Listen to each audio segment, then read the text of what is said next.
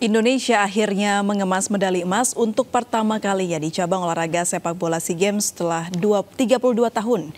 Terakhir kali skuad Garuda meraih emas yaitu pada SEA Games 1991. Keberhasilan ini tentunya buah dari kerja keras dari banyak pihak. Dan untuk membahas hal ini kami telah bersama pengamat sepak bola yang juga Ketua DPP Pemuda Perindo, Bang Effendi Saputra. Selamat sore Bang Effendi. Selamat sore Mbak Aprilia. Baik, apa kabar Bang? Baik, April. Baik, seperti apa ini tanggapan Anda tentang kemenangan kemarin? Saya pikir ini sebuah kemenangan fenomenal ya. Heroik sekali perjuangan anak-anak Garuda Muda kita. Dan ini sebenarnya buah kesabaran yang dibangun oleh Coach Indra Safri. Dia memulai ini dari tahun 2013, hampir berhasil di 2019. Kemudian 2023 ini akhirnya kita berhasil medali emas. Saya pikir ini seperti Argentina juara dunia lah ya.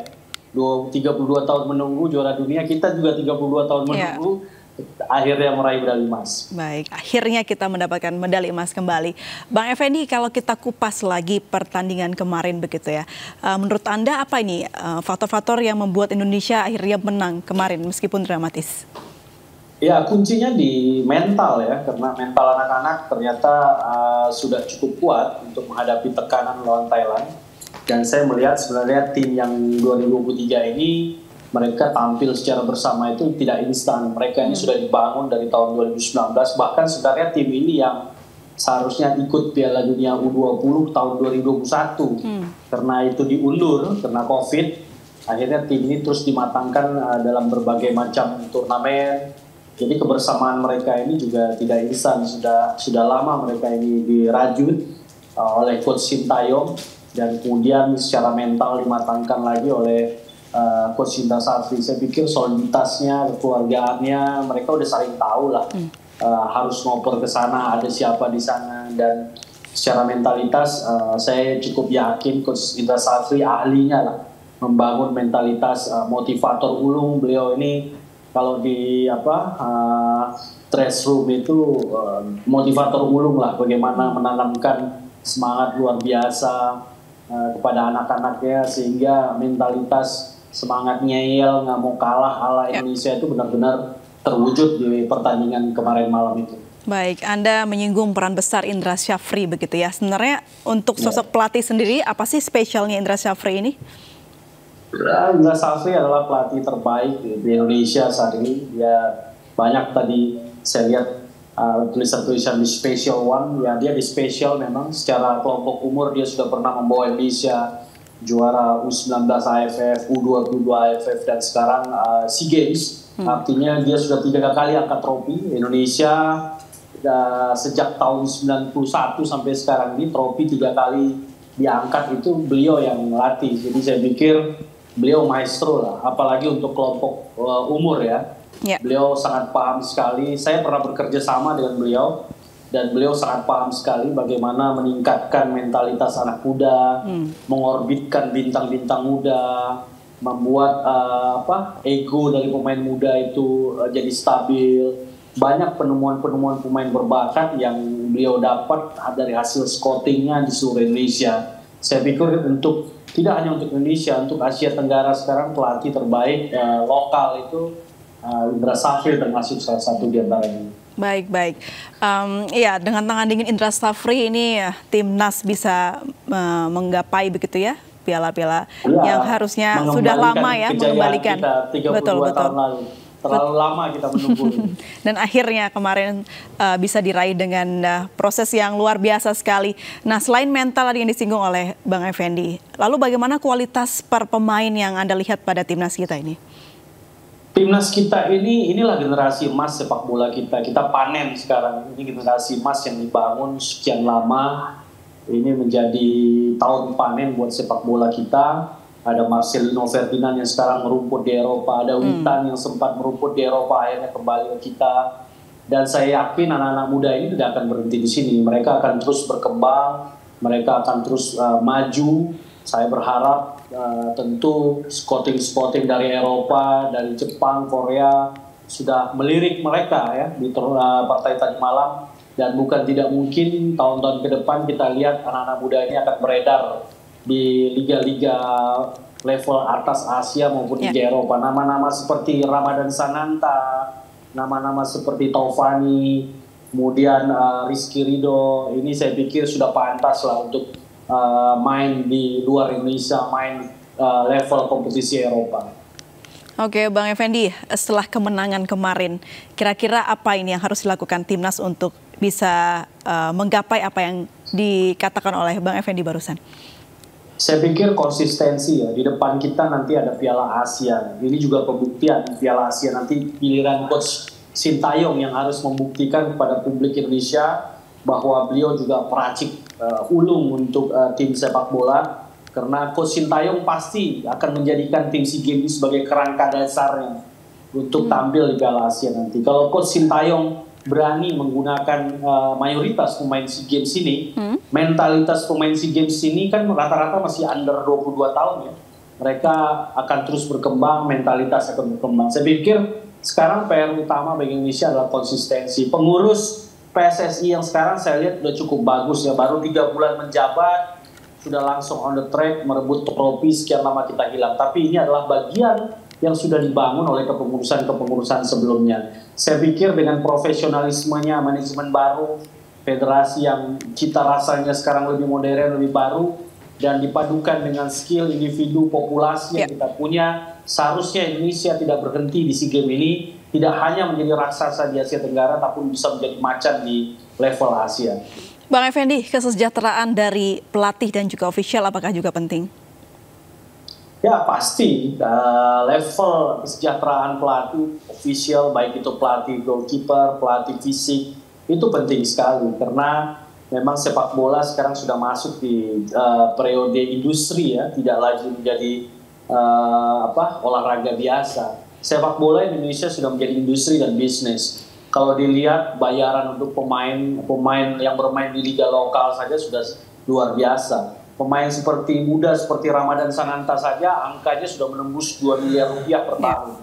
Sehingga saya pikir tidak ada alasan juga buat pelatih-pelatih apalagi selevel Coach Indra Safri ini untuk juga menikmati apa yang kurang lebih dinikmati oleh value dari pemain. Karena pelatih juga berkembang ya. Asistennya Coach Indra Safri ini 4 orang ini 4 juga luar biasa. Coach Kurniawan Duplianto sekarang menjadi asisten coach di klub Como FC yang beredar di Serie B Italia. Demikian juga ada Yeyen Tumeda yang merupakan instruktur pelatih di Indonesia. Kemudian ada Coach Bima Sakti, Eko Purgianto. Mereka semua levelnya bukan lagi pelatih ece-ece. Ini pelatih-pelatih yang memang seharusnya tingkat kesejahteraannya sudah profesional lah, sudah di atas rata-rata pelatih lah istilahnya. Saya pikir dengan berkembangnya sistem sertifikasi pelatih, sudah berkembangnya teknologi dan pendidikan kepelatihan, perlahan-lahan tingkat kesejahteraan pelatih di Indonesia akan meningkat, Mbak April. Baik, Bang Effendi, tapi berkembang isu status dari coach-coach tersebut, baik Indra Safri maupun Sintayong. Anda sebagai pengamat sepak bola menyarankan seperti apa? Status apa ini? Status dari pekerjaan dari Indra Safri, kontraknya juga. Oh, saya pikir gini, ini yang jadi perdebatan terakhir di lini masa yang saya lihat adalah bahwa ya udah ada Coach Indra Safri, tidak butuh Coach Sintayong. Ya saya pikir perdebatannya harus diakhiri. Masing-masing punya porsi masing-masing. Coach Sintayong gimana pun kita masih perlu pengalaman beliau ya. Beliau levelnya sudah mendunia ya. Beliau pernah membawa tim klub menjuarai Liga Champions Asia, pernah membawa Korea di Piala Dunia dan menundukkan Jerman. Ini tentu levelnya juga sudah punya level sendiri dan kita jujur masih perlu Coach Sintayong. Coach Indra Safri juga punya sentuhan sendiri. Beliau adalah pelatih lokal yang mengenal betul menu racikan lokal untuk anak-anak Indonesia. Banyak yang bilang ya pemain Indonesia hanya dimengerti oleh pelatih Indonesia. Benar, tapi tentu ada hal-hal yang di luar itu yang masih kita butuhkan dari Coach Sintayong. Saya pikir kita akan lihat Coach Sintayong di Piala Asia AFC 2023 ini, tapi perbandingannya nggak bisa apple to apple karena Coach Sintayong bermain di level Piala Asia. Tentu di sana ada Jepang, Korea, kita bermain bagus di Piala Asia, tidak memalukan, tidak menjadi lumbung gol, itu sebuah prestasi yang bagus. Tinggal bagaimana pelan-pelan kita menaikkan standarisasi kita. Selama ini Thailand yang sering menjadi macan di kawasan Asia Tenggara, tapi pelan-pelan di bawah Coach Sintayong, Indonesia sekarang makin ditakuti. Kita makin sering mengalahkan tim-tim yang rankingnya di atas kita. Saya pikir ini tidak perlu diperdebatkan. Coach Sintayong punya kelas sendiri, dia punya racikan sendiri, dan dia cukup punya peran dalam menaikkan level permainan Indonesia. Coach Indra Safri juga demikian. Di kelompok umur dia berhasil mematangkan begitu banyak pemain-pemain muda, sehingga kombinasi keduanya ini sebenarnya diharapkan bisa bersama-sama membawa sepak bola Indonesia lebih maju lagi ke depan. Ya, itu harapan kita semua.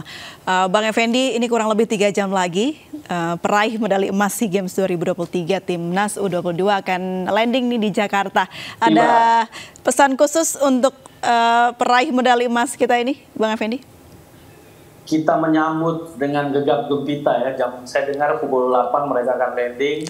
Kemudian besok akan diundang ke istana, dan saya pikir seluruh masyarakat akan berbondong-bondongan ikut arak-arakan untuk menyambut mereka dari Senayan ke GBK. Ini seperti kita menjadi juara dunia, Mbak April. Bayangkan kalau saja kemarin Piala Dunia U20 jadi digelar di sini, ini bakal menjadi momen yang luar biasa. Tapi saya yakin inilah momen awal kebangkitan kita, sepak bola kita ke depan. Kita berharap Pak Ketua Umum PSSI, Pak Erick Thohir, tidak hanya mampu meracik Inter Milan dan klub-klub di luar menjadi bagus, tapi harus mampu meracik sepak bola Indonesia menjadi yang terbaik dan disegani baik di Asia maupun di level dunia.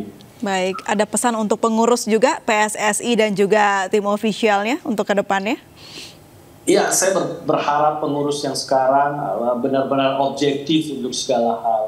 Kita perlu kompetisi yang modern, kompetisi yang kompetitif. Kita perlu pembinaan usia muda, youth development yang bagus. Kompetisi usia muda jangan hanya lagi dibuat hanya untuk sekedar ada, tapi bagaimana kompetisi ini mampu menciptakan pemain-pemain muda seperti melahirkan generasi emas sepak bola kita di 2003. Jangan berhenti di generasi emas 2003 ini. Kita harus bentuk lagi generasi emas untuk tahun-tahun berikutnya. Dan itu semua hanya bisa dilakukan oleh pengurus dalam merancang bagaimana blueprint sepak bola kita ke depan. Saya pikir di sana ada Pak Erick Thohir yang paham betul teknis sepak bola dan bisnis manajemen sepak bola. Ada Mbak Ratu Tisa yang selama ini memang maestronya sepak bola yang diakui oleh FIFA. Kemudian di sana juga ada Pak Zainuddin Amali, mantan Menpora, yang paham betul bagaimana mendesain blueprint sepak bola kita ke depan. Dan begitu juga ada Coach Indra Safri yang saat ini menjadi direktur teknik. Di tangannya lah seharusnya lahir pemain-pemain baru, pemain-pemain hebat untuk timnas, baik itu U17, U20 maupun timnas senior. Saya pikir kolaborasi federasi dengan pemerintah juga penting. Dan ini sudah diatur sebenarnya dalam sebuah undang-undang yang namanya Inpres nomor 3 2019 yang melibatkan seluruh kepala-kepala daerah dan 11 kementerian di pemerintahan. Jadi ini kalau Inpres nomor 3 2019 ini dijalankan saja, ini Inpres tentang sepak bola. Inilah istimewanya sepak bola. Kalau Inpres ini dijalankan dengan baik dan benar oleh pengurus yang sekarang, saya yakin kita suatu saat akan bisa menjadi seperti Jepang, Korea, dan Iran yang mampu berbicara di level pentas sepak bola global. Amin. Kuncinya adalah konsisten. Amin. Seperti Bang Effendi tadi katakan, begitu ya, kita sudah punya modal yang bagus ini ya, tinggal momentum dan capai saja apa yang harus diraih. Terima kasih Bang Effendi Saputra, pengamat sepak bola, yang juga Ketua DPP Pemuda Perindo.